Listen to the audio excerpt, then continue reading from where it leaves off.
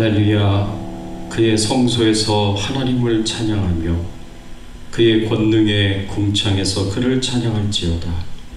그의 능하신 행동을 찬양하며 그의 지극히 위대하심을 따라 찬양할지어다. 나팔 소리로 찬양하며 비파와 수금으로 찬양할지어다. 소고치며 춤추어 찬양하며 현악과 퉁소로 찬양할지어다. 큰 소리 나는 재금으로 찬양하며 높은 소리 나는 재금으로 찬양할지어다.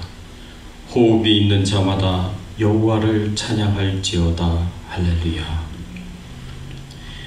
전능하사 천지를 만드신 하나님 아버지를 내가 믿사오며 그 외아들 우리 주 예수 그리스도를 믿사오니 이는 성령으로 잉태하사 동정녀 마리아에게 나오시고 본디오 빌라도에게 고난을 받으사 십자가에 못 박혀 죽으시고 장사한 사흘 만에 죽은 자 가운데서 다시 살아나시며 하늘에 오르사 전능하신 하나님 우편에 앉아 계시다가 저리로서 산 자와 죽은 자를 심판하러 오시리라. 성령을 믿사오며 거룩한 공예와 성도가 서로 교통하는 것과 죄를 사하여 주시는 것과 몸이 다시 사는 것과 영원히 사는 것을 믿사옵나이다. 아멘. 하나님 감사합니다. 오늘 예수님이 부활하신 부활주일을 맞이하게 하여 주신 것 감사를 드립니다. 우리의 죄를 대신 지시고 우리 대신에 죄값인 죽음을 십자가에서 다 치러주신 예수님, 그 예수님의 그 크신 사랑의 희생의 헌신의 감사와 찬양과 영광을 돌립니다.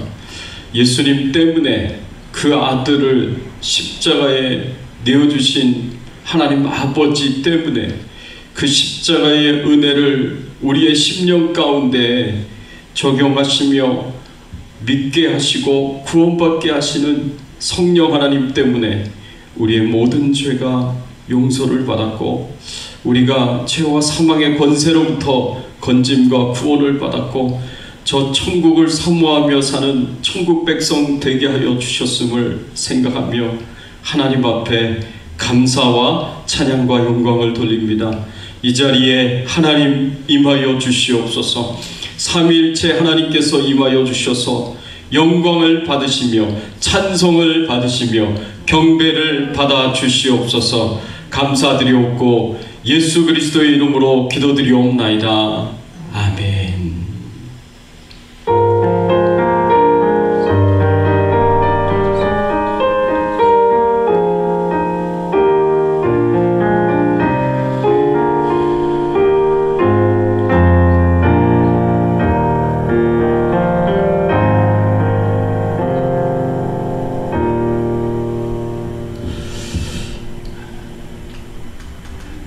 이 시간 우리 같이 찬양 드리겠습니다.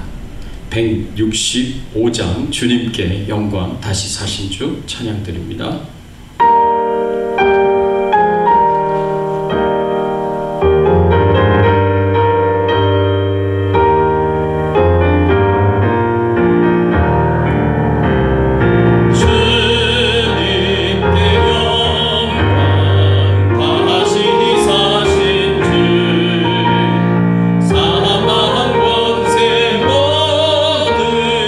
예계시옵네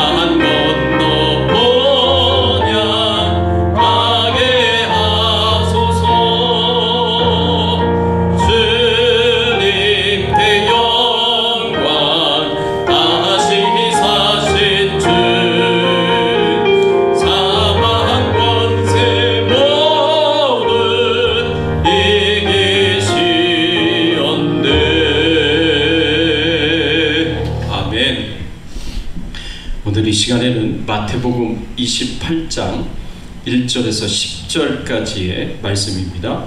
그가 말씀하시던 대로 살아나셨느니라 라는 제목으로 우리가 같이 함께 은혜 나누기를 원합니다. 부활절 오늘 본문의 말씀 한 절씩 교독하겠습니다. 안식일이 다 지나고 안식 후 첫날이 되려는 새벽에 막달라 마리아와 다른 마리아가 무덤을 보려고 갔더니 큰 지진이 일어나며 주의 천사가 하늘로부터 내려와 돌을 물려대고 그 위에 앉았는데 그 형상이 번개 같고 그 옷은 눈같이 희건을 찢기던 자기의 둘을 서워하여 멸며 죽은 사람과 같이 되었더라. 천사가 여자들에게 말하여 이르되 너희는 무서워하지 말라. 십자가에 못 박힌 예수를 너희가 찾는 줄을 내가 아노라. 그가 너희에게 제지하고 그가 말씀하시던 대로 살아나셨느니라. 와서 그가 누우셨던 곳을 보라. 또 빨리 가서 그의 제자들에게 이르되 그가 죽은 자 가운데서 살아나셨고 너희보다 먼저 갈릴리로 가시나니 거기서 너희가 배우리라 하라. 보라, 내가 너희에게 일렀느니라 하거늘 그 여자들이 무서움과 큰 기쁨으로 빨리 떡을 떠나 제자들에게 알리려고 그렇게 말했으되 예수께서 그들을 만나 이르시되 평안하냐 하시거늘 여자들이 나와 그 발을 붙잡고 경배하니 예수께서 이르시되 무서워하지 말라. 가서 내 형제들에게 갈리로 가라. 거기서 나를 보리라 하시니라. 아멘. 아멘. 예, 여러분, 예수님이 부활하신 증거가 무엇이 있을까요? 예수님이 부활하셨다는 것을 우리가 어떻게 믿고 확신할 수 있겠습니까? 예수님께서 십자가에서 마지막 순간에 하나님 아버지를 부르고 찾으셨습니다. 그리고 하나님 아버지께 자신의 영혼을 부탁하셨습니다. 그리고 세상을 떠나셨어요. 예수님께서 우리의 죄를 대신 지시고 우리 대신에 죄값인 죽음을 십자가에서 다 당하신 것입니다. 하나님의 생명값으로 우리의 죄값을 다 지불하셨고요. 십자가의 죽음을 당하셨습니다. 예수님의 죽음은 의심할 바 없이 당연한 것입니다. 확실한 것입니다. 역사적으로 보면 예수님의 부활을 믿지 않는 사람들 중에 예수님의 죽음을 믿지 않는 사람들이 있었습니다. 예수님이 죽지 않으셨다라고 그렇게 말하는 사람들이 있습니다. 이것을 가리켜서 졸도설이다라고 이야기를 하는데 이 사람들은 어떤 견해를 갖고 있느냐? 예수님께서 십자가에서 못 박혀 돌아가신 것이 아니다. 단지 기절하신 것이었다. 근데 예수님이 돌아가신 줄 알고 사람들이 예수님을 장사를 무덤에다가 옮겨서 장사를 지낸 거다.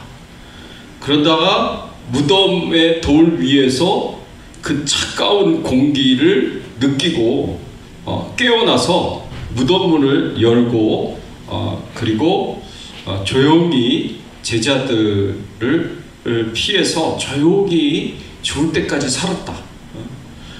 이런 이야기를 합니다. 그래서 예수님이 십자가에서 돌아가신 게 아니다. 기절한 거다. 졸도한 거다. 그렇게 주장합니다. 그런데 생각해 보십시오.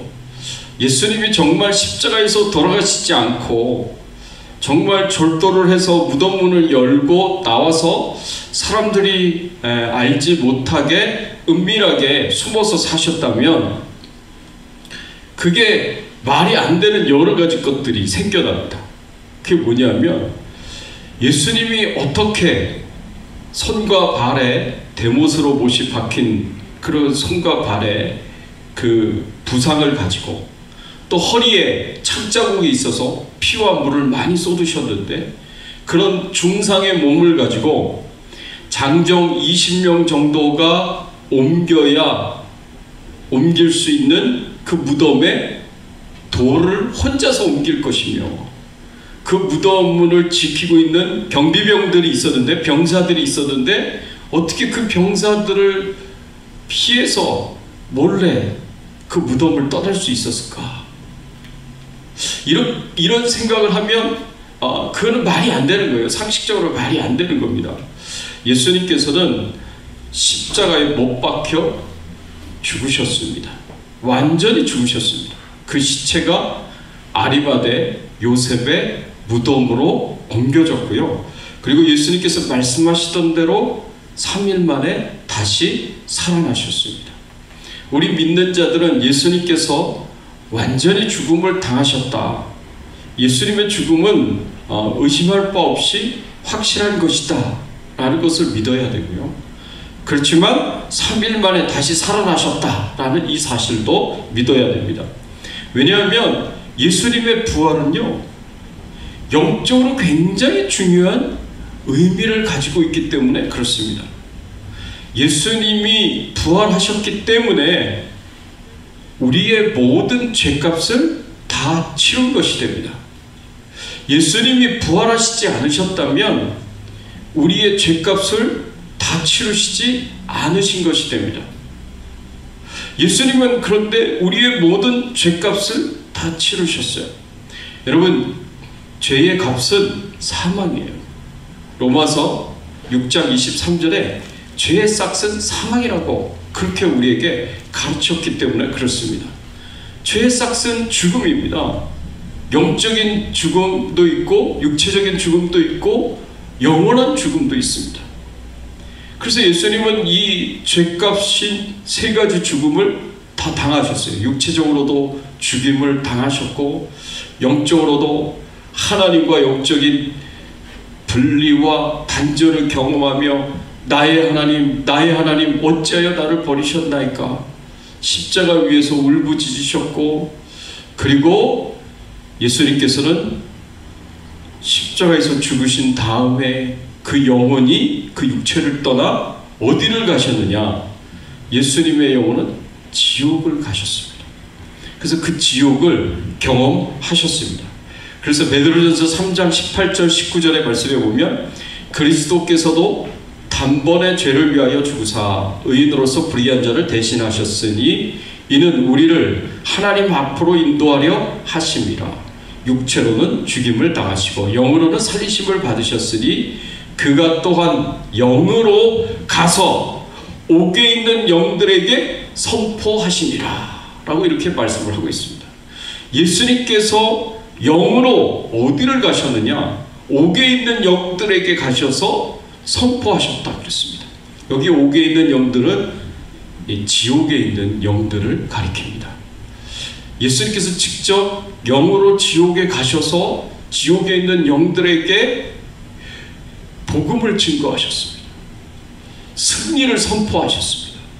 예수 그리스도가 우리의 모든 죄를 대신 지시고 우리 대신에 죄값인 죽음을 십자가에서 다 감당하심으로 죄와 사망의 권세를 깨뜨리시고 사단의 권세를 깨뜨리시고 이기고 승리하셨다라는 것을 지옥에 있는 영들에게 선포하시고 그들에게 그 사실을 알렸습니다. 예수님의 승리를 선포한 거예요. 그래서 예수님이 전도하러 지옥에 있는 영들에게 간 게 아니라 승리를 선포하러, 복음을 선포하러 그들에게 갔습니다. 이거를 사도신경에 기록하고 있는데 우리 한글 사도신경에는 이 사실이 빠져 있어요. 이 내용만 빠져 있어요. 그러나 여러분들이 영어로 된 사도신경을 보시면 Apostles' Creed라고 얘기하는데 영어로 거기에 보면 이런 표현이 있습니다. 예수님께서 십자가에 못 박혀 죽으셨음을 고백하고 난 뒤에 바로 He descended into hell 이라는 표현이 있습니다. 그리고 3일 만에 다시 살아나셨다는 표현이 있습니다. He descended into hell이라는 이 표현이 영어로 된 사도신경에는 있는데 우리 한글 사도신경에는 빠져 있어요. 예수님이 지옥에 있는 영들에게까지 예수님의 승리를 선포하시기 위하여 찾아가셨어요. 그래서 지옥까지 내려가신 거예요. 그래서 지옥을 경험하셨어요. 육체적인 죽음도 경험하시고 영적인 죽음도 경험하시고 지옥도 영원한 죽음도 경험을 하신 거예요. 그리고 성경에서 말씀하시던 대로 3일 만에 다시 일어나셨습니다. 3일 만에 다시 살아나셨습니다. 그래서 예수님께서는 더 이상 죽음의 권세 아래 있지 아니하시고 죽음의 권세를 깨뜨리시고 하나님의 능력으로 다시 살아나셨어요. 할렐루야! 예. 여러분, 우리가 이것을 믿어야 됩니다. 예수님이 부활하시지 않고 계속 죽음 가운데 계셨다면 우리의 죄값이 완전히 치워진 것이 아닙니다. He paid in full이 되어야 되는데 He paid in a part가 되어버리면, 부분적으로만 우리의 죄값을 치른 것이 되면 우리의 모든 죄는 용서받는 것이 아니에요. 우리는 구원받지 못한 것이 됩니다. 그러면 우리는 천국에 가지 못합니다. 죄를 가지고서는 천국에 갈 수가 없거든요. 그게 전체의 나의 죄든 부분적으로 용서받고 부분적으로 남은 죄든 죄를 가지고서는 천국에 갈 수가 없어요. 예수님이 부활하시지 않으시면 우리가 구원받지도 못하고 우리의 모든 죄가 용서받지도 못한 것이고 우리가 천국에 갈 수도 없는 거예요. 그래서 예수님의 부활이 우리에게 굉장히 중요합니다. 근데 예수님께서 부활하셨다라는 거죠. 예수님이 부활하시지 않으셨다면 사도 바울이 부활장이라고 이야기하고 있는 고린도전서 15장에 뭐라고 표현을 했냐면 우리의 믿음이 헛된 것이고 우리의 전도도 헛된 것이 됐다. 우리가 이렇게 예수 그리스도를 믿는 것 자체가 다 헛된 거예요. 왜? 죄 용서함도 받지 못하고 구원도 받지 못하고 천국도 가지 못하면 우리가 예수 그리스도를 믿는 의미가 어디 있겠느냐라는 거죠. 예수 그리스도를 믿는 의미가 없다는 겁니다. 다 헛된 것이 됐다라고 사도 바울이 그렇게 가르치고 있습니다. 그래서 우리가 예수 그리스도의 부활이 나의 모든 죄값을 치르는 굉장히 중요한 의미를 가진 것이다 라는 것을 우리가 생각해 보면서, 그러면 우리가 어떻게 예수님이 부활하셨음을 믿을 수 있고 확신할 수 있느냐, 거기에 두 가지로 오늘 본문의 말씀에서 가르쳐주고 있고 교훈해주고 있습니다. 첫 번째는 뭐냐? 예수님이 부활하셨다는 첫 번째 증거는 바로 빈 무덤입니다. 예수님의 무덤이 비어 있었다라는 것입니다. 예수님의 죽음을 당하신 이후 3일째 되던 날에 그때 예수님을 찾아온 사람들이 있었습니다. 오늘 본문 마태복음 28장 1절의 말씀에 보면 안식일이 다 지나고 안식 후 첫날이 되려는 새벽에 막달라 마리아와 다른 마리아가 무덤을 보려고 갔더니, 누가 무덤을 보려고 갔다고 표현하고 있습니까? 막달라 마리아와 다른 마리아가. 여러분, 여인들이 예수님의 무덤을 보려고 새벽에 찾아갔습니다. 오늘날로 얘기하면 주일 새벽에 무덤을 보려고 예수님을 보려고 그 무덤을 찾아갔다라는 것입니다. 그런데 무덤을 지키던 자들이 있었고 흰옷을 입은 주의 천사가 거기에 있었습니다. 그 천사가 여인들에게 뭐라고 말하는지 마태복음 28장 5절과 6절의 말씀에 보면, 천사가 여자들에게 말하여 이르되 너희는 무서워하지 말라. 십자가에 못 박힌 예수를 너희가 찾는 줄을 내가 아노라. 그가 여기 계시지 않고 그가 말씀하시던 대로 살아나셨느니라. 와서 그가 누우셨던 곳을 보라. 여러분, 천사가 여인들에게 그가 여기 계시지 않고 그가 말씀하시던 대로 살아나셨느니라 라고 그렇게 선언을 했습니다. 선포를 했습니다. 예수님께서 다시 살아나셨다. 죽은 자 가운데서 살아나셨다. 그 예수님이 이 무덤 가운데 계시지 않는다 라고 그렇게 선포를 했습니다. 그리고 그 빈 무덤을 여인들이 확인을 하고요. 이 여인들이 제자들에게 가가지고 제자들이 그 사실을 알고 베드로와 요한이 막 달려와서 예수님의 무덤을 살펴보고 예수님의 무덤에 예수님의 시체가 없었다라는 것을 확인을 하게 됩니다. 그래서 요한복음 20장 6절에서 8절의 말씀에 보면 이런 말씀이 있습니다. 시몬 베드로가 따라와서 무덤에 들어가 보니 세마포가 놓였고 또 머리를 쌌던 수건은 세마포와 함께 놓이지 않고 딴 곳에 쌌던 대로 놓여 있더라. 그때야 무덤에 먼저 갔던 그 다른 제자도 들어가 보고 믿더라 라고 이렇게 표현했습니다. 예수님의 시체가 사라진 거예요. 예수님이 입고 있었던 세마포만 예수님이 계셨던 그 자리에 있고요. 심지어 얼굴을 쌌던 그 수건도 그 자리에 있었어요. 근데 예수님의 시체는 없었던 거예요. 제자들도 베드로도 요한도 가서 확인을 하게 됩니다. 빈 무덤만 보게 됩니다. 그래서 처음에 막달라 마리아가 예수님의 시체를 누가 가져간 줄 알고 예수님의 시체를 찾습니다.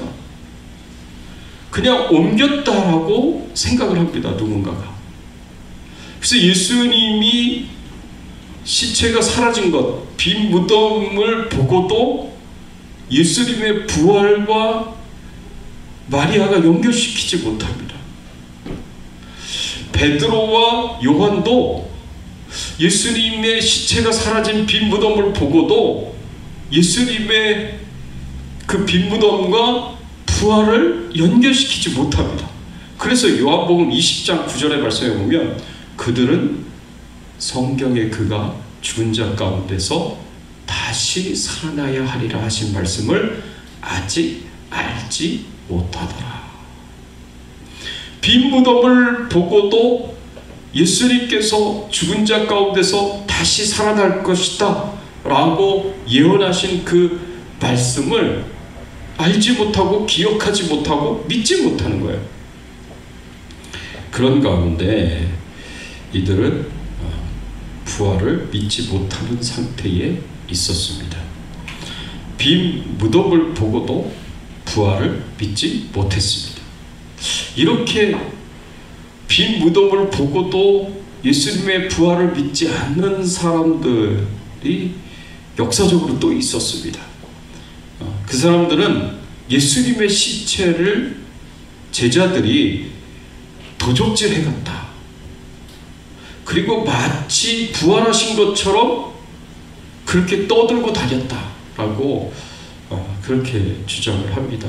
여러분 그 마태복음 그 뒷부분에 말씀에 보면은요, 그때 무덤문을 지키던 병사들이 대제사장의 무리들을 찾아가서 이야기를 합니다. 보고를 합니다. 예수님의 시체가 사라진 빈 무덤에 대한 이야기를 하고 예수님이 부활하셨다라는 다시 살아나셨다라는 그 이야기를 합니다. 천사가 내려와서 무덤문을 열었다라는 이야기도 합니다. 그런 보고를 하는데 대제사장의 무리들이 그 무덤문을 지켰던 병사들에게 뇌물을 주고 돈을 주고 너희들은 제자들이 와서 예수님의 시체를 도적질 해갔다라고 그렇게 소문을 내라고 그렇게 이야기하는 내용이 마태복음 28장 뒷부분에 나오게 됩니다. 여러분 그런 주장하고 똑같은 이야기를 하고 있는 거예요. 그런데 이런 것이 말이 안 되는 거죠. 또 거짓말을 했다라고 그렇게 이야기하는 그런 이제 주장이 있습니다. 막달라 마리아는 7 귀신이 들린 여인이었기 때문에 막달라 마리아가 내가 주를 보았다는 이런 말들은 믿을 수 없는 그런 내용이다라고 그렇게 이야기를 합니다. 근데 이런 것들도 이게 말이 안 됩니다. 생각해 보십시오. 거짓말을 했다 그러면 그냥 무덤에 있는 돌을 열어보면 확인이 가능할 거 아니에요. 거기에 시체가 있다면 초대교회 제자들이 예수님이 부활하셨다라고 했었던 그 모든 주장들이 다 거짓말로 나타나게 될 것이고, 금방 들통이 날 거짓말, 무덤에 있는 돌만 치워서 그 무덤 안에 있는 시체를 확인하기만 하면 드러나게 될 그 거짓말을 했겠느냐라는 거죠. 들통날 거짓말을 할 리가 없다는 겁니다. 금세 들통날 거짓말. 그리고 제자들이 그 앞을 지키고 있었던 경비병 병사들과 싸우고 다투고, 그리고 이 20명, 장정 20명 정도가 옮겨야 할 그 돌을 옮기고 예수님의 시체를 훔쳐왔다? 이것도 말이 안 됩니다. 그렇게 할 수 있는 일이 아니거든요. 프랭크 모리슨이라는 사람이 있었어요. 예수님의 부활을 믿지 않는 사람이었어요. 이 사람은 어떻게 해서든 내가 예수님이 부활하셨다는 그 말이 거짓말이다 라는 것을 내가 증명해 보이겠다라고, 그리고 그것을 책으로 쓰겠다고 그렇게 마음을 먹고 결심을 먹고 예수님이 부활하셨다고 말하는 그런 모든 증거들을 다 찾았어요. 이걸 반박하기 위해서. 그래서 논리적으로 추론하기 시작했습니다.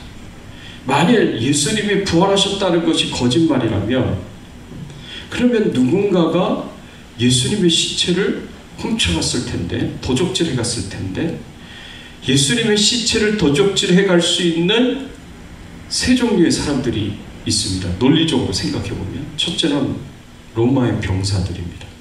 무덤문을 지켰던 병사들. 두 번째는 유대인들입니다. 대제사장의 무리들.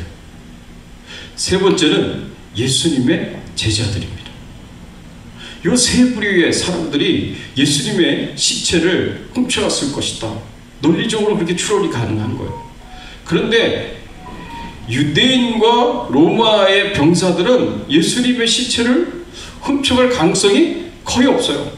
왜냐하면 혹시 제자들이 예수님의 시체를 훔쳐가고 예수님이 부활하셨다고 그렇게 말을 할까봐 이들은 그 예수님의 무덤 문을 병사들을 보내가지고 지켰거든요.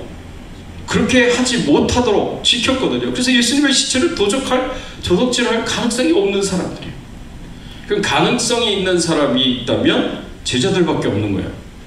그래서 제자들이 예수님의 시체를 도적질하고 예수님이 부활하셨다라고 그렇게 말하고 다녔다라고 생각을 하면 그게 논리적인 결론인데, 그러면 해결되지 않는 큰 문제가 있는 거예요. 해결되지 않는 큰 문제가 뭐냐? 논리적으로 해결되지 않는 큰 문제. 그게 뭐냐면 자기가 거짓말을 하고 예수님이 부활하시지 않으셨는데도 불구하고 예수님이 부활하셨다라는 거짓말을 하고, 그 거짓말을 위해서 내가 생명을 내놓는다? 그 거짓말을 위해서 죽을 각오를 한다? 그래서 기꺼이 순교를 당한다? 이게 가능하냐? 진실을 위해서 사람들은 죽을 수 있어도, 거짓말인 거 뻔한 거 알면서도 거짓말을 위해서 내가 생명을 내놓는다? 이게 가능하냐? 이것도 한두 사람도 아니고 수많은 사람들이, 초대교회 성도들이 그렇게 할 수 있었느냐? 여기에 대한 확신이 없는 거예요. 만일 그럴 수 있다 그러면 거짓말을 위해서, 거짓말인 줄을 뻔히 알면서 기꺼이 자신의 생명을 내어놓는 그런 샘플들이 있어야 되는 거예요. 그런 경우들이 있어야 되는 거예요. 근데 그런 경우들은 어디서 찾을 수가 있습니까? 저에게도 물어봤고 여러분들에게도 물어보면 한번 생각해 보세요. 거짓말을 위해서 여러분 생명을 걸 수 있습니까? 거짓말을 위해서 죽을 각오할 수 있습니까? 거짓말을 위해서 뻔히 아는데, 거짓말인 걸 내가 아는데 내가 거짓말을 했는데 그걸 위해서 순교를 당할 수 있습니까? 라고 질문을 한다면 그럴 사람은 없다는 겁니다. 그러니까 이 사람이 이 문제가 해결이 안 되는 거예요. 그러면 초대교회 제자들이 어떻게 목숨을 걸고 어떻게 순교를 하면서까지 예수님이 부활하셨다고 그렇게 증거를 할 수가 있었을까? 거기는 한 가지 대답밖에 없어요. 이 문제가 해결이 되려면 예수님이 정말 부활하셨다. 예수님이 진실로 부활하셨다. 이게 진짜다. 그렇게 말을 해야 이 모든 게 설명이 되는 거예요. 이 모든 게 설명이 되는 거예요.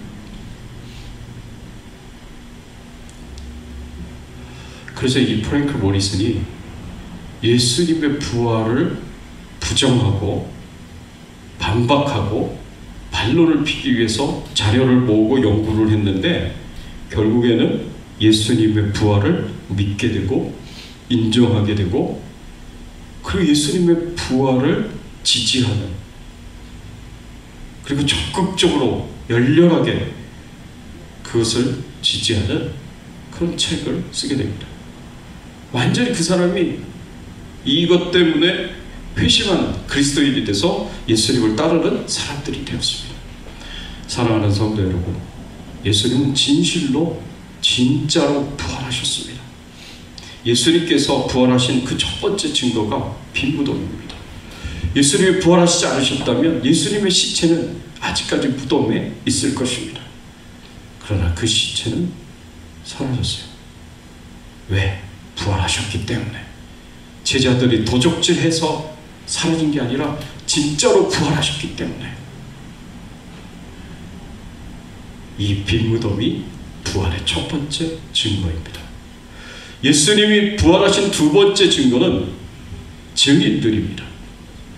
여러분, 예수님이 부활하신 그 모습을 본 제자들이 그 당시 때 굉장히 많았습니다. 가장 먼저 목격한 사람들이 여인들이었습니다. 마태복음 28장 9절에서 10절 말씀에 보면 예수께서 그들을 만나 이르시되 평안하냐 하시거늘 여자들이 나와 그 발을 붙잡고 경배하니 이에 예수께서 이르시되 무서워하지 말라. 가서 내 형제들에게 갈릴리로 가라 하라. 거기서 나를 보리라 하시니라. 예수님께서 여인들에게 나타나셔서 예수님을 새벽같이 찾아온 그 여인들, 무덤에 묻히신 장사 되신 그 예수님에게 향유를 발라드려서 적절한 장례의 그 의식과 절차를 끝내려고 했었던 그 여인들에게 예수님께서 찾아오셔서 평안하냐 라고 물으십니다. 예수님을 알아보고 그 발을 붙잡고 경배하였다라고 말씀을 하고 있습니다. 이 여인들 중에 하나가 요한복음에서는 막달라 마리아로 나옵니다. 이 마리아가 제자들을 찾아가서 증언합니다. 요한복음 20장 18절 말씀에 보면 막달라 마리아가 가서 제자들에게 내가 주를 보았다 하고 또 주께서 자기에게 이렇게 말씀하셨다 이르니라. 막달라 마리아가 예수님을 만나고 난 뒤에 제자들을 찾아가서 내가 주를 보았다 라고 그렇게 증거를 했습니다. 실제로 예수 그리스도를 만난 거예요. 부활하신 예수 그리스도를 목격한 겁니다. 아이위트니스, 두 눈으로 목격하고 만나고 대화를 나누고 교제를 하였던 것입니다. 여러분, 성경에는 두 여인들만, 이 여인들만, 막달라 마리아만 예수님을 만난 것이 아니에요. 부활하신 예수님을 만난 그 증인들의 목록을 사도 바울이 고린도전서 15장 4절에서 8절까지의 말씀에서 그 목록을 이야기해주고 있습니다. 이 부활장인데 누가 부활하신 예수 그리스도를 만나느냐, 목격했느냐, 누가 아이위트니스 증인이냐, 이 말씀에 보면 장사 지낸 바 되셨다가 성경대로 사흘 만에 다시 살아나사 게바에게 보이시고 후에 12 제자에게와 그 후에 500여 형제에게 일시에 보이셨나니 그 중에 지금까지 대다수는 살아있고 어떤 사람은 잠들었으며 그 후에 야고보에게 보이셨고 그 후에 모든 사도에게와 맨 나중에 만삭되지 못하여 난 자 같은 내게도 보이셨느니라. 예수님이 부활하신 그 모습을 여인들이 봤고요, 그리고 베드로에게 보이셨고요, 12 제자들에게 보이셨고요, 그 후에 500의 형제들에게 일시에 나타나셨다 그랬습니다. 그리고 나중에는 누구에게도 만삭되지 못하여 난 자와 같은 내게도, 사도 바울에게도 예수님께서 보이셨다고, 부활하신 예수 그리스도를 만났다고 사도 바울이 그렇게 증언하고 있는 겁니다. 여러분, 초대교회에 예수 그리스도를 만난 증인들이 굉장히 많이 있었습니다. 여러분, 신명기 19장 15절의 말씀에 보면요, 율법에서 증인이 2-3명만 있으면 2-3명의 그 증언이 사실이다라고 그렇게 믿어주라고, 법적으로 그것이 증거로, 합당한 증거로 믿어주고 채택하라고 그렇게 율법에서 말씀을 하셨습니다. 여러분, 2-3명의 증인의 증언만 있어도 그 증언한 사실이 사실이다라고 법적인 효력을 갖습니다. 여러분, 우리가 자동차 사고가 나도 그 사고를 목격한 2-3사람의 증인이 있다면, 그 2-3사람의 증언이 일치한다면 그건 법적으로 굉장히 큰 효력을 가지고 있습니다. 그게 사실으로 받아들이는 거죠. 로마법에서도 마찬가지예요. 로마법에서도. 그런데 예수님이 부활하셨다, 내가 부활하신 주를 만났다, 내 2눈으로 목격했다 라고 말하는 사람들이 제자들 중에 500명 이상이나 된다는 거예요. 그러면 500명 이상이나 되는 사람들이 예수님이 부활하셨다라고 증언을 한다면 그 증언은 당연히 법적인 효력을 갖죠. 훨씬 그 이상이죠. 부인할 수 없는 진실이죠. 그래서 초대교회 증인들의 증언은 내가 예수 그리스도를 보았다라고 하는 그 증언들은 오늘날 우리가 2눈으로 부활하신 예수님을 보지 못했다고 하더라도 그것을 사실로 믿고 받아들일 수 있는 충분한 증거가 된다는 것입니다. 사랑하는 성도 여러분, 예수님은 부활하셨습니다. 이거 믿으시기 바랍니다. 할렐루야! 이거 믿으십시오. 예수님은 십자가에서 우리의 죄값을 치르기 위하여 완전한 죽음을 당하셨고요, 3일 만에 죄와 사망의 권세를 깨뜨리시고 무덤을 열고 다시 살아나셨습니다. 죽음을 이기고 승리하셨습니다. 사단의 권세를 깨뜨리고 승리하셨습니다. 이것이 예수 그리스도의 부활이 우리에게 주는 중요한 진리입니다. 마지막 때 주님이 오실 때 우리도 예수님이 부활하신 것처럼 우리도 부활하게 될 것입니다. 예수님이 부활의 첫 열매가 돼서 우리의 부활도 이와 같을 것이라고 말씀해 주셨습니다.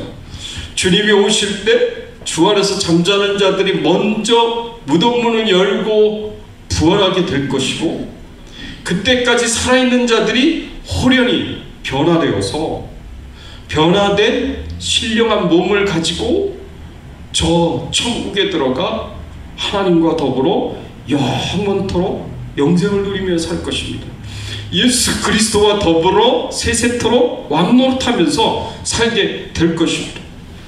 이렇게 죽은 자 가운데서 예수 그리스도를 살리신 하나님의 능력이 예수님의 부활에만 역사하신 것이 아니라 오늘날 우리에게도 역사하고 있다는 것을 우리가 믿어야 됩니다.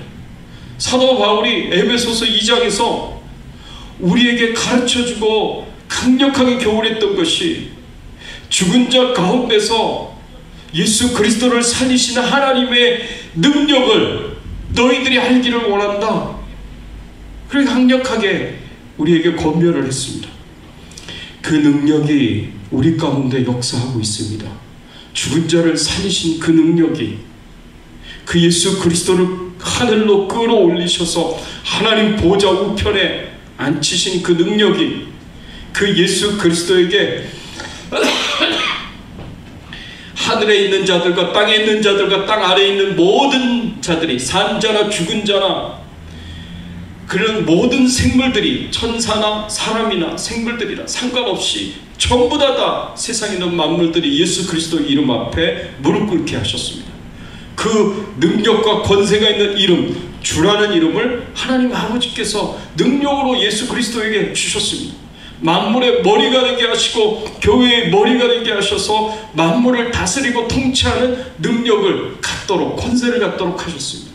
그게 하나님의 능력이에요. 그 하나님의 능력이 우리의 삶을 붙잡고 있습니다. 그 하나님의 능력이 우리 주백성 교회를 붙잡고 있습니다. 그 하나님의 능력이 전 세계에 있는 교회와 그리고 하나님의 백성들을 붙잡고 계십니다. 지키시고 보호하시고 돌보고 계십니다.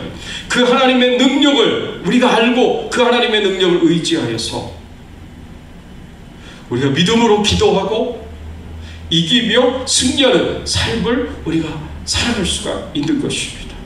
오늘날 내 삶 가운데서도, 우리 교회 가운데서도, 전 세계 가운데서도 그 하나님의 부활의 능력이 함께 하심을 여러분들이 굳게 믿고 부활을 찬양하며, 예수 그리스도의 부활을 찬양하며, 그 부활, 우리들이 장차 갖게 될 그 영광스러운 부활을 소망하며 믿음으로 이기고 승리하는 삶 살아가는 저와 여러분들이 되시기를 예수 그리스도의 이름으로 축원합니다.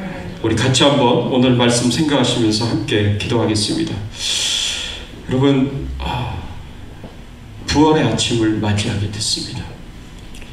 예수님께서 십자가에서 우리의 모든 죄를 다 지시고 죄값인 죽음을 십자가에서 다 치러주셨습니다. 예수님이 우리의 죄값을 다 치러주셨다는 증거가 부활이십니다. 예수님이 부활하신 것입니다.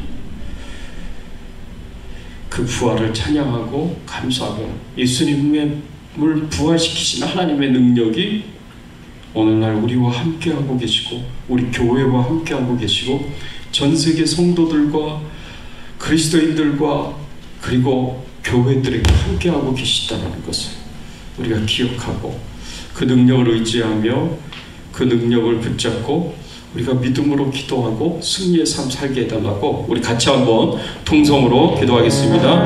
하나님 감사합니다. 하나님의 은혜에, 하나님의 사랑에 감사를 드립니다. 그렇습니다.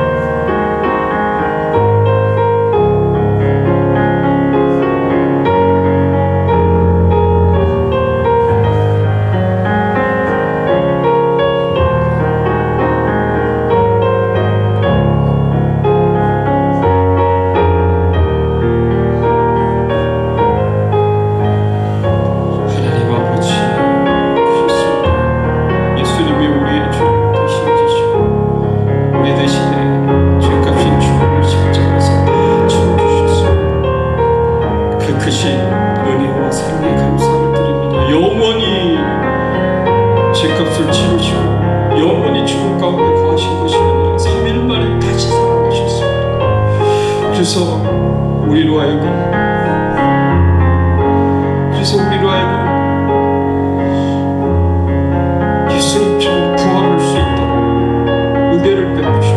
예수께서 우리의 죄값을 다 치르주셔서 죄 용서함 받고 구원받아서 천국 갈 수 있도록 하나님이 인도해 주셨습니다.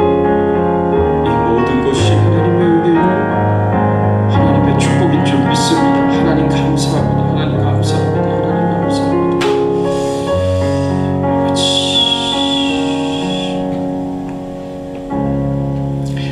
이 시간에 예수님께서 잡히시기 전날 밤 기념하여 행하라고 말씀하신 성찬 예식을 갖겠습니다. 내가 너희에게 전한 것은 주께 받은 것이니 곧 주 예수께서 잡히시던 밤에 떡을 가지사 축사하시고 떼어 가라사대 이것은 너희를 위하는 내 몸이니 이것을 행하여 나를 기념하라 하시고 식후에 또한 이와 같이 잔을 가지시고 가라사대 이 잔은 내 피로 세운 새 언약이니 이것을 행하여 마실 때마다 나를 기념하라 하셨으니 너희가 이 떡을 먹으며 이 잔을 마실 때마다 주의 죽으시고 오실 때까지 전하는 것이니라. 이제 세례교인들은 경건한 마음으로 예수님께서 잡히시기 전날 밤에 친히 정하셔서 세상 끝날까지 기념하여 시행하라고 명령하신 이 성찬 예식에 마음과 정성을 모아서 참여하겠습니다. 우리 성찬식에 참여하기 전에 우리가 하나님 앞에 회개할 죄악이 있다면 먼저 회개를 하는 시간을 잠시 갖겠습니다. 우리의 죄를 용서해달라고 2000년 전에 우리의 죄를 대신 지시고 십자가에서 죄값인 죽음을 치러주신 그 예수님, 그 크신 사랑에 감사드리고 우리의 죄를 용서해달라고 이 시간 주님을 기억하며 하나님 앞에 회개하는 기도를 잠시 드리겠습니다. 하나님 감사합니다. 우리를 위하여 십자가를 지신 그 크신 은혜에 감사를 드립니다. 하나님 영광을 받아주시옵소서. 하나님 찬양을 받아주시옵소서. 오늘 이 시간 우리의 죄를 회개합니다. 하나님 앞에 온전하지 못한 우리의 죄와 허물들을 고백합니다. 하나님 용서하여 주시옵소서. 하나님의 뜻대로 살지 못한 저희들의 죄를 용서하여 주시옵소서. 하나님 말씀대로 살지 못한 저희들의 죄를 용서하여 주시옵소서. 하나님 용서하여 주시옵소서. 용서하여 주시옵소서. 주여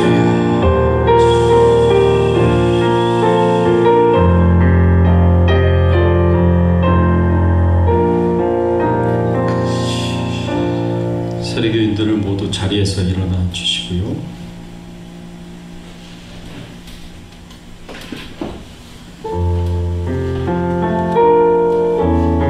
저희가 먹을 때에 예수께서 떡을 가지사 축복하시고 떼어 제자들에게 주시며 가라사대 받아 먹으라 이것이 내 몸이니라 하시고 하나님 사랑이 많으신 하나님 우리를 죄와 죽음에서 구원하여 주셔서 감사를 드립니다. 세상의 모든 근심과 죄악에서 건져주시니 감사를 드립니다. 오늘 이 시간 하늘문을 여시고 갈급한 심령 위에 임하여 주셔서 우리를 위하여 십자가에 매달려 찢기신 주님의 몸을 저희들이 받사오니 그 십자가의 은혜를 그 크신 사랑을 풍성히 부어 주시기를 간절히 바라옵고서 원합니다. 십자가에 매달리신 예수 그리스도를 만나는 귀한 시간이 되게 하여 주시옵소서. 예수 그리스도의 이름으로 기도드리옵나이다. 아멘. 한 분씩 나오셔서 떡을 받겠습니다.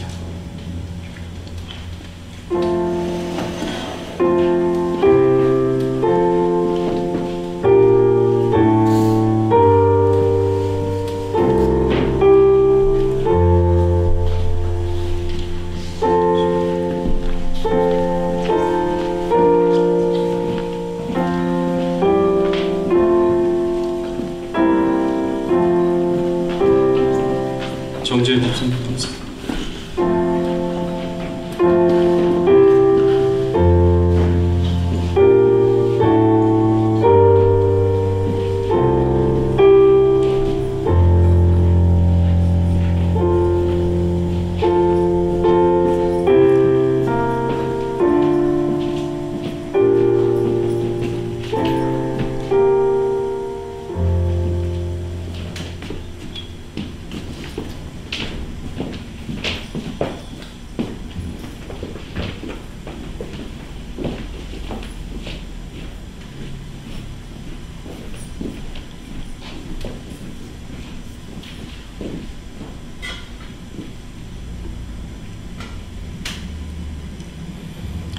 진실로 진실로 너희에게 이르노니 믿는 자는 영생을 가졌나니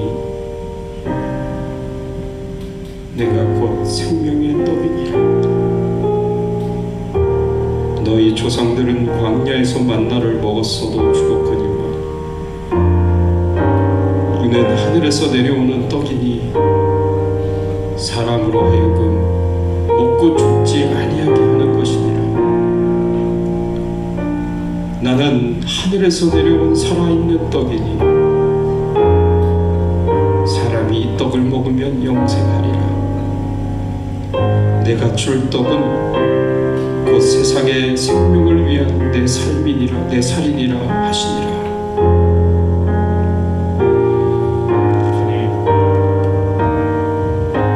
주님, 우리가 우리의 죄를 지시고 십자가에 매달리시며 찢기신 주님의 몸을 상징하는 생명의 떡을 받았습니다.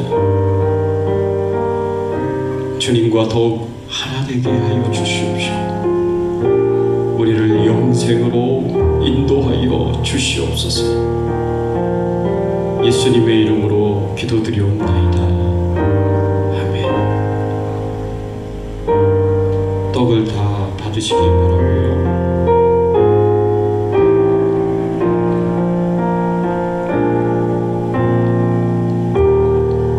잔을 받겠습니다. 또 잔을 가지사 살해하시고 저희에게 주시며 가라사대 너희가 다 이것을 마시라. 이것은 죄사함을 얻게 하려고 많은 사람을 위하여 흘리는 바 나의 피 곧 언약의 피니라.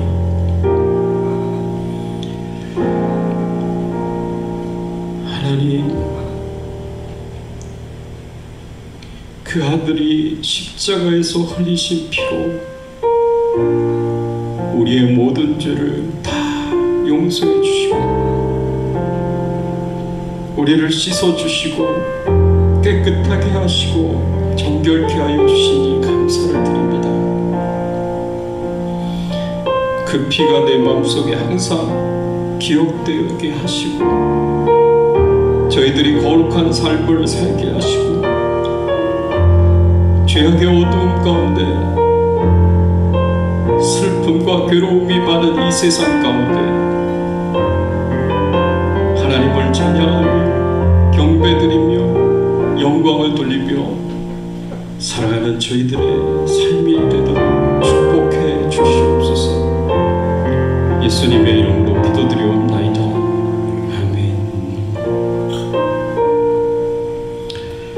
저희가 먹을 때에 예수께서 떡을 가지사 축복하시고 떼어 제자들에게 주시며 가라사대 받아 먹으라 이것이 내 몸이니라 하시고 또 잔을 가지사 살해하시고 저희에게 주시며 가라사대 너희가 다 이것을 마시라.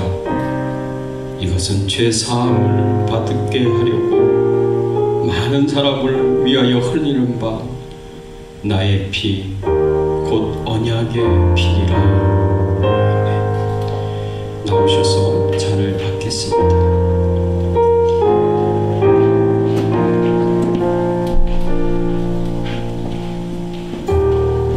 그가 찔림은 우리의 허물을 인하며 그가 상함은 우리의 죄악을 인함이라. 그가 징계를 받음으로 우리가 평화를 누리고 그가 채찍에 맞음으로 우리가 나음을 입었도다. 우리는 다 양 같아서 그릇 행하여 각기 제 길로 갔거늘 여호와께서는 우리 무리의 죄악을 그에게 담당시키셨도다. 그는 곤욕을 당하여 괴로울 때도 그 입을 열지 아니하였으며 마치 도수장으로 끌려가는 어린 양과 털 깎는 자 앞에 창잡한 양같이 그 입을 열지 아니하였도다.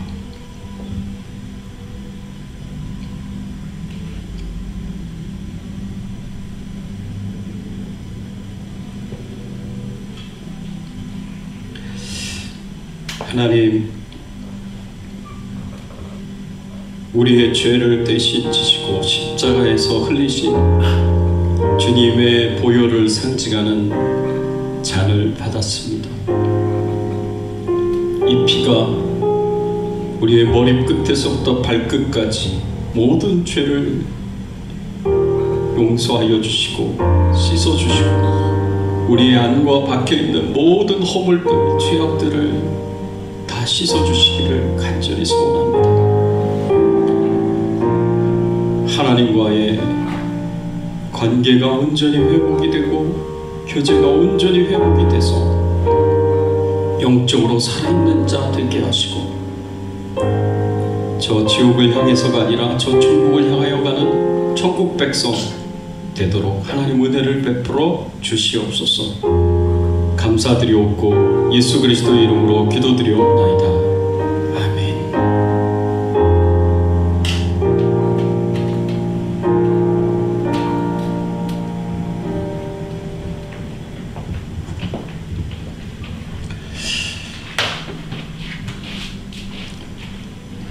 자리에 앉으십시오. 오늘 이 시간에 우리가 잠시 기도했으면 좋겠습니다. 그렇습니다. 우리의 죄를 대신 지시고 죄값인 죽음을 십자가에서 치르신 예수님께 감사 기도 드리시고요. 우리가 매일매일 짓는 죄악들 여전히 부족해서 연약해서 죄의 유혹에 넘어가 개가 토한 것을 다시 먹고 깨끗이 씻은 돼지가 더러운 구덩이에 다시 뒹구는 것처럼 육신의 정욕을 따라 범죄한 우리의 삶을 회개할 수 있기를 소원합니다. 죄를 멀리하고 하나님께 가까이 가게 해주시고 그리고 하나님의 말씀에 가까이 갈 수 있는 우리의 신앙생활이 되게 해달라고 소원하면서 여러분 자신을 축복하시면서 가족들을 축복하시며 교회를 축복하시며 우리 잠시 기도하겠습니다. 통성으로 기도합니다. 하나님 감사합니다. 하나님 은혜에 하나님 사랑에 감사를 드립니다. 우리의 죄를 대신 지시고 우리 대신에 죄값인 죽음을 십자가에 치러주신 예수님께 감사의 기도를 올려드립니다. 이미 십자가의 보혈의 피로 깨끗이 씻어주셨는데 우리는 여전히 부족하여 연약하여 매일매일 또 죄를 짓습니다. 하나님 용서하여 주시옵소서. 개가 토한 것을 다시 먹고 깨끗이 씻은 돼지가 다시 더러운 구덩이에 뒹구는 것처럼 육신의 정욕을 따라 범죄한 삶을 하나님 앞에 고백하며 회개합니다.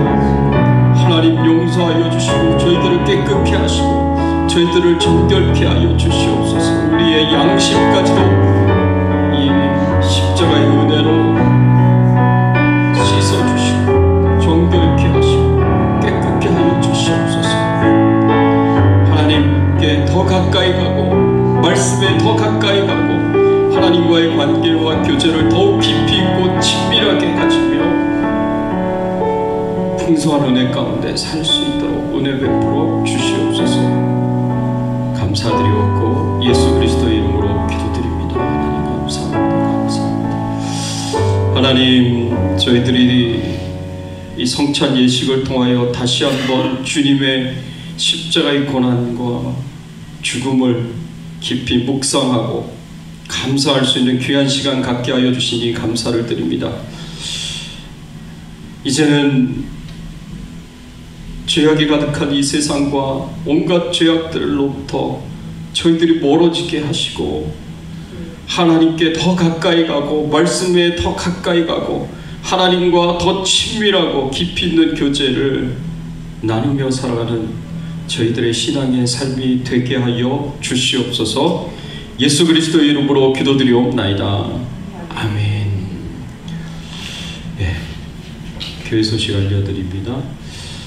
나이모먼 전도운동 여러분 계속 열심히 참여해 주시고요.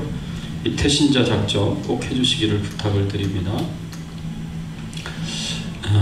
오늘 부활절로 지킵니다. 그래서 여러분 감사를 드리고요. 오늘 또 부활절이라고 또 음식을 준비해 주신 분들께 참 감사를 드립니다. 우리 같이 찬양 드리겠습니다. 우리 167장 즐겁도다 이날 다 같이 일어나서 우리가 이 찬양 드릴까요?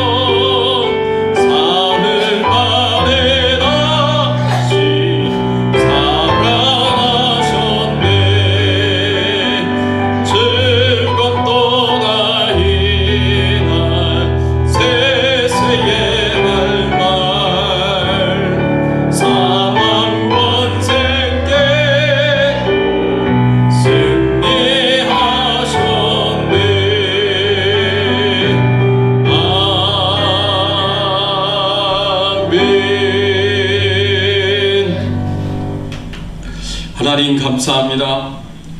예수 그리스도가 사망 권세를 깨뜨리시고 사단의 권세를 깨뜨리시고 이기시고 승리하며 부활하신 그 크신 은혜와 축복의 날을 보내며 하나님 앞에 감사와 찬양과 영광을 돌립니다.